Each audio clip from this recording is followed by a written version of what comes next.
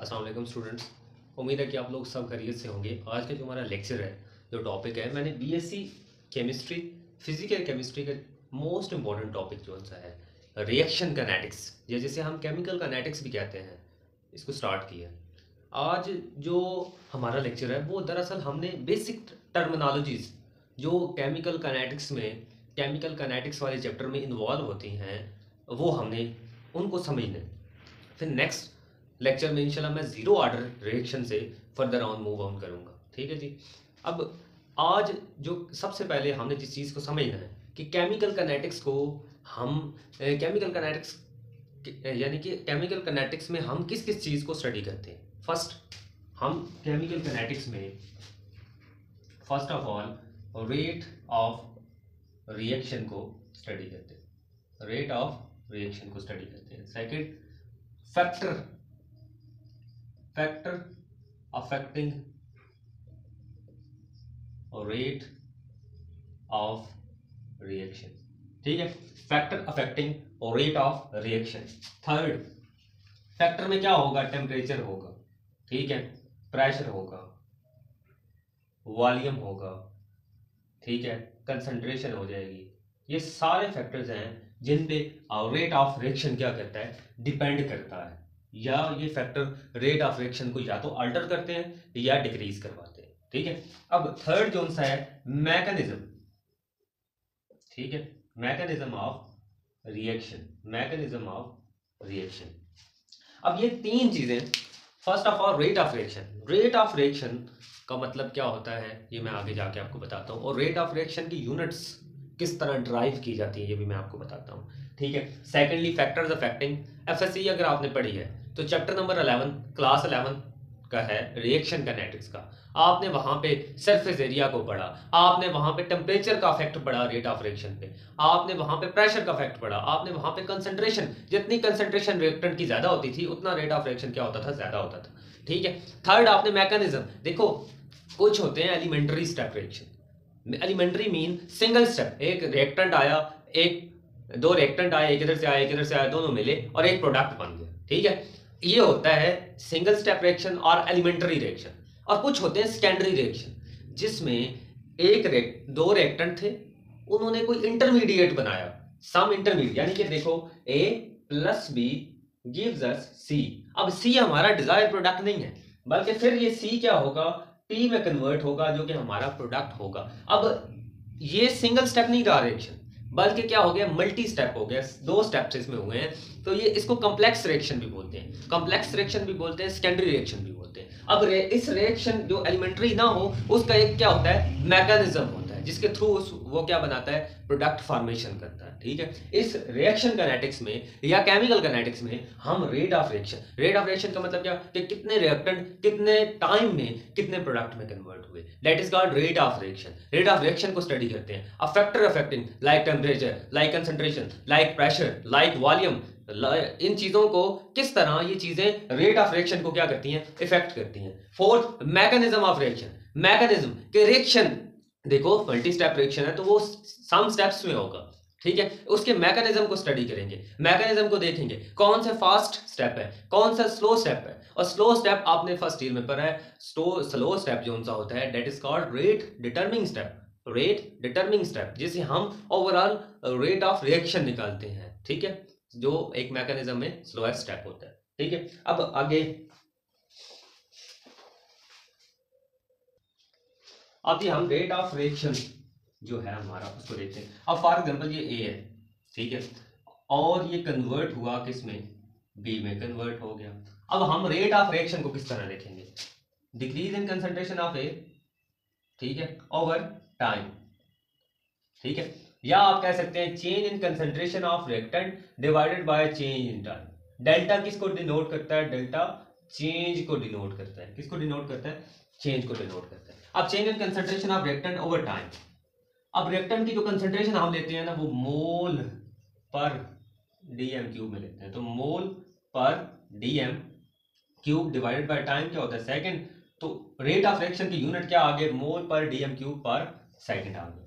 अब rate of reaction होता क्या है? रेट ऑफ रिएक्शन मींस आप डिफाइन करेंगे change in concentration of reactant with respect to change in time, कितने रिएक्टेंट कितने टाइम में, ठीक है, कितने प्रोडक्ट में कन्वर्ट हुए, that is called rate of reaction. अब एक और टर्म यूज होती है, एक और टर्म क्या है, एक और टर्म ये है, अब एक और टर्म ये है कि इंस्टेंटेनियस रेट, ठीक है, इंस्टेंटेनियस रेट, ठीक है।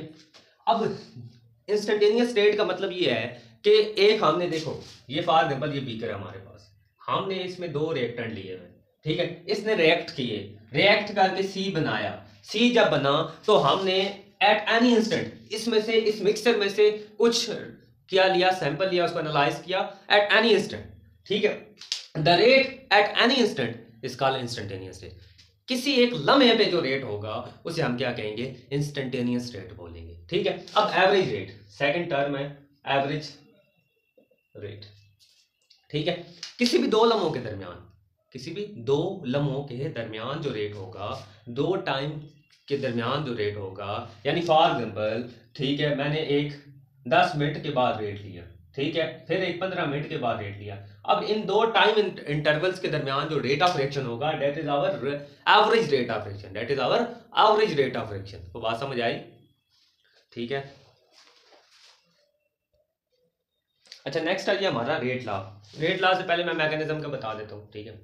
रेट लॉ हम लिखते हैं बैलेंस्ड केमिकल इक्वेशन से। रेट लॉ जो सा है वो एक्सपेरिमेंटली भी लिखा जाता है, ठीक है। कुछ रिएक्शन ऐसे हैं, ठीक है, जैसे फोटोकेमिकल रिएक्शन हो गए, ठीक है।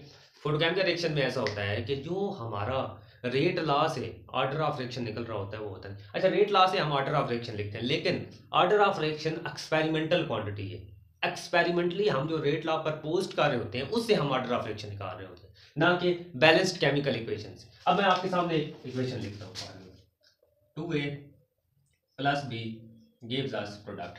अब देखो, हमने इसका रेट लॉ लिखा, क्या लिखा, रेट लॉ लिखा, ठीक है, a⁴2 b⁴1। अब जो ऑर्डर ऑफ रिएक्शन है, ऑर्डर ऑफ रिएक्शन, ये आपने छोटी क्लासेस में पढ़ा है 11th क्लास में, कि सम ऑफ दी, जो एक्सपोनेंट होते हैं रिएक्टेंट के, जब वो पावर में रेज्ड हो जाते हैं, जब वो पावर में आ जाते हैं, तो उनकी पावर्स का जो सम होता है that is order of reaction, और that is third order reaction, third order reaction, third order reaction. ये हमारा क्या है, थर्ड ऑर्डर रिएक्शन, ठीक है। इस तरह हम क्या निकालते हैं, रेट लॉ से ऑर्डर ऑफ रिएक्शन को निकालते हैं।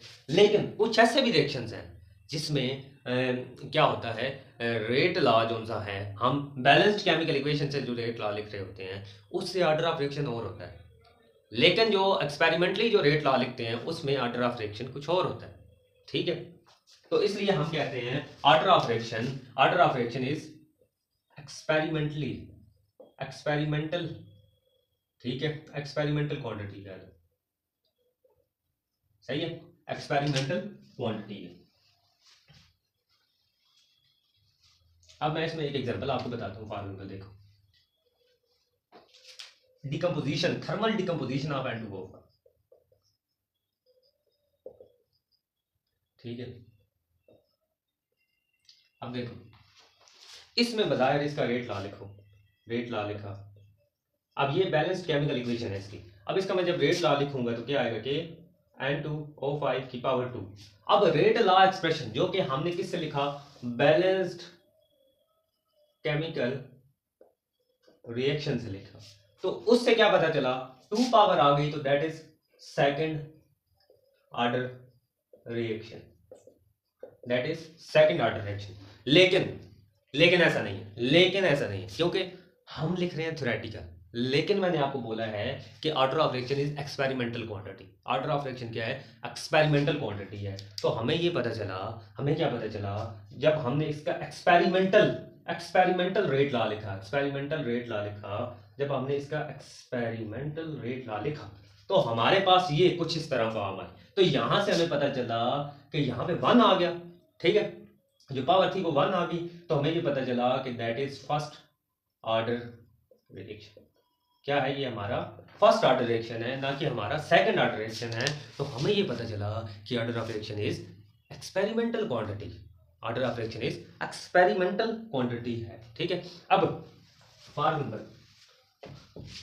मैं आपको बताता हूँ कुछ चीज़ें थोड़ी सी बेसिक हैं, आपने एफएससी में पढ़ी हुई हैं, लेकिन मजीद आपको क्या करवा रहे हैं, रिवाइज करवा रहे हैं।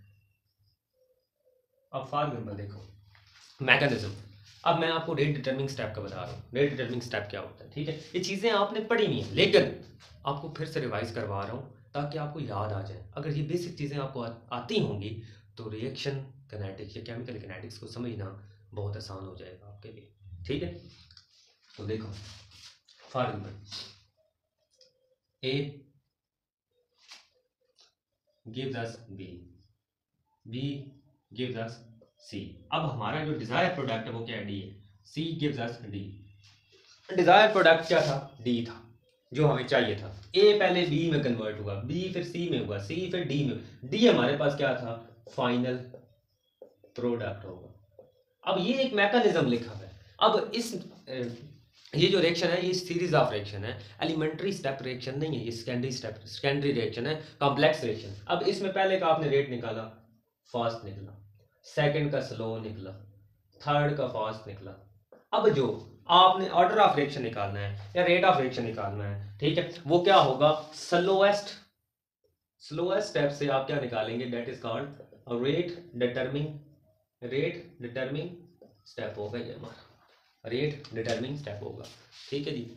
ये कुछ बेसिक टर्मिनोलॉजीज थी रिलेटेड टू हमारी केमिकल किनेटिक्स, जो कि आपको ज़रूरी चाहिए, समझनी चाहिए, ताकि आप रिएक्शन किनेटिक्स को क्या करें, समझ सकें, रिएक्शन किनेटिक्स को समझ सकें। एक और टर्म है छोटी सी जो कि रिएक्शन किनेटिक्स में यूज होती है, that is called reaction intermediate. क्या है, रिएक्शन इंटरमीडिएट।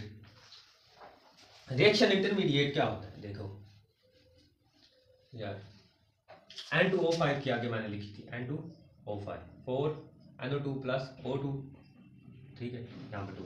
अब अगर इसका ना मैकेनिज्म हम लिखें ना, मैकेनिज्म, तो N2O5 फर्स्ट में क्या हो रहा है, डिकम्पोज होता है NO3, ठीक है, NO2 और NO3 में आ जाता है। सेकंड स्टेप में NO3 और NO2 मिलते हैं और ये आ जाता है N2O5।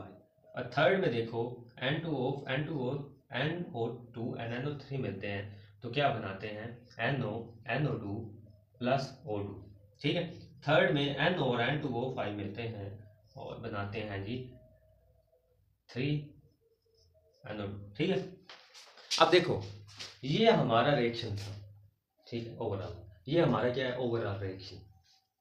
अब ऐसी स्पीशी जो कि देखो फॉर एग्जांपल हमारे पास ये N2O5 था, ये N2O5 था, हमने इसको हीट किया, ये डिकम्पोज हुआ इसमें। अब ऐसी स्पीशी जो कि ना रिएक्टेंट में है, ना प्रोडक्ट में है, ना रिएक्टेंट में है, ऐसी स्पीशी जो ना तो रिएक्टेंट में है ना प्रोडक्ट में, ठीक है, ना रिएक्टेंट में ना प्रोडक्ट में, तो कौन सी स्पीशी, NO और कौन सी NO3।